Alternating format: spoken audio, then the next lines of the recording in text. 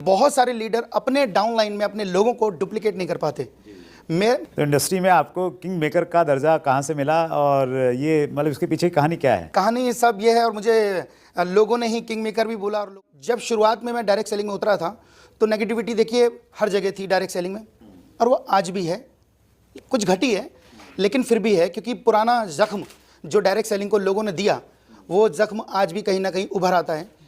लेकिन मैंने उन सारी नेगेटिविटी को साफ करते हुए मैं आगे बढ़ता गया, लोगों को सिखाता गया।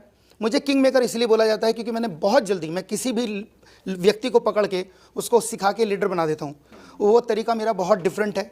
मैं उसमें झटका भी देता हूँ, गुस्सा भी करता हूँ, प्यार भी करता हूँ, छोड़ भी देता हूँ, फिर खींच लेता हूँ। बहुत सारी चीज़ें होती हैं, लोग नहीं समझ पाते। लेकिन धीरे धीरे सामने वाले व्यक्ति को मैं उभरते हुए देखता हूँ और वो डुप्लीकेट हो जाता है। क्योंकि डायरेक्ट सेलिंग की सबसे बड़ी प्रॉब्लम यही है कि बहुत सारे लीडर अपने डाउनलाइन में अपने लोगों को डुप्लीकेट नहीं कर पाते। मैं ऐसा व्यक्तियों को बहुत जल्दी उंगली छोड़ देता हूँ। छोड़ने का मतलब ये नहीं है कि बिल्कुल छोड़ देता हूँ, छोड़ने का मतलब छोड़ देता हूँ फिर पकड़ लेता हूँ, छोड़ देता हूँ फिर पकड़ लेता हूँ, और ऐसे करके मैं धीरे से खड़ा कर देता हूँ और एक इंसान लीडर बन जाता है। हाँ, वो एक अलग बात है कि लीडर जब बड़ा हो जाता है तो उसको ये पता नहीं लग पाता कि मैंने कहाँ से सीखा, तो अल्टीमेटली वो उसे लगता है कि मैं ही सब कुछ हूँ। ऐसा भी मतलब मार्केट में चलता ही है। लेकिन फिर भी लोग मुझे बहुत प्यार करते हैं और सबको मालूम है सच्चाई कि मैंने लोगों को कैसे खड़ा किया और यहाँ तक कैसे पहुँचाया। That's great sir. आज हम लोग वो टिप्स आपसे पाने चाहा इसलिए आप डायरेक्ट सेलिंग में आ गए, या आपकी इच्छा थी कि भाई मैंने डायरेक्ट सेलिंग करना है? बहुत बढ़िया सर। सो एक्चुअली क्या है कि मेरा बैकग्राउंड 1 साल ताज मानसिंह के अंदर एज ए रेस्टोरेंट मैनेजर भी मैं पोस्ट पे रहा हूँ, राइट। एंड वहाँ भी मैंने फिजिकल वर्क किया है, इंडस्ट्री के अंदर रह चुका हूँ, काफ़ी अच्छे दिग्गजों से मिल चुका हूँ, गांधी फैमिली को सर्व कर चुका हूँ।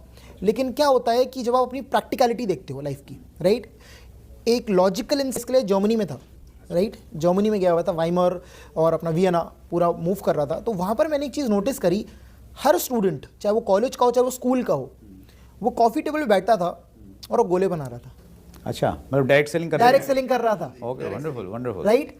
अब हमारे फैमिली में तो ये गोले बचपन से बन रहे थे, राइट, तो हमें तो 2 मिनट में समझ में आ गया क्या कर रहा है।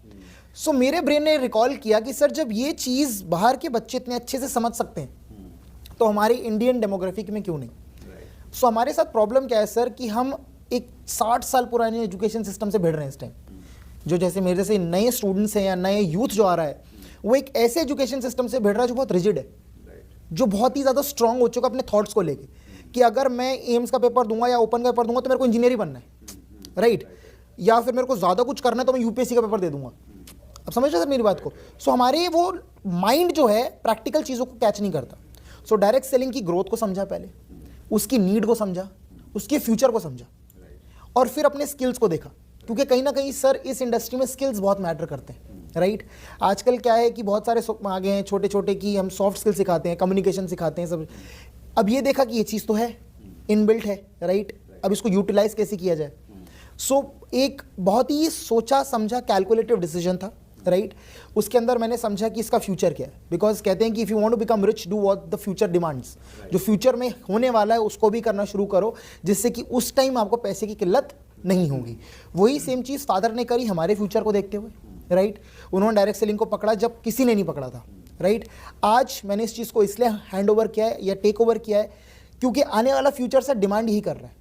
आप वर्ल्ड का कोई भी एस्पेक्ट पकड़ लीजिए, चाहे आप स्टार्टअप करें, चाहे आप कोई भी बिजनेस ओपन करें, चाहे आप बेसिक एक ऐप क्यों नहीं क्रिएट कर रहे, आप अंडरलाइनिंग में नेटवर्किंग कर रहे हैं। आप नेटवर्किंग कर रहे हैं। अगर आप और मैं अभी सामने बैठे हैं या फादर, हम भी इस टाइम एक नेटवर्किंग क्रिएट कर रहे हैं। अब प्रैक्टिकली सर एक स्टूडेंट को ये समझना पड़ेगा, एक यूथ को ये समझना पड़ेगा कि वो फोर्सफुल डिसीजन नहीं है।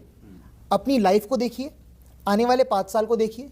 जैसे एक एचआर होता है कि where do you see yourself in 5 years, right. तो आप अपने आप को प्रैक्टिकली 5 साल में कहाँ देखते हो, कहाँ विजुअलाइज कर रहे हो, पहले उसको समझो। आपके पास क्या स्किल सेट है उसको देखो, उसको आप कैसे यूटिलाइज कर सकते हो। अगर आपको लगता है कि डायरेक्ट सेलिंग में आप आओगे, सक्सेसफुल हो सकते हो, वेरी गुड। नहीं आ सकते तो सर आज का टाइम इतना अच्छा है कि फादर का एक्सपीरियंस हमारी प्रैक्टिकल सोच के साथ जो कॉम्बिनेशन है वो लोगों को स्किल सिखा देगा। अभी जैसे फादर की बुक आई है सर, अभी नेक्स्ट मंथ मेरी बुक भी आने वाली है, राइट। सो ये दोनों तरफ से नॉलेज है जो एक नए इंसान को डायरेक्ट सेलिंग या नेटवर्क मार्केटिंग के लिए इंस्पायर भी करेगी और सिखाएगी भी।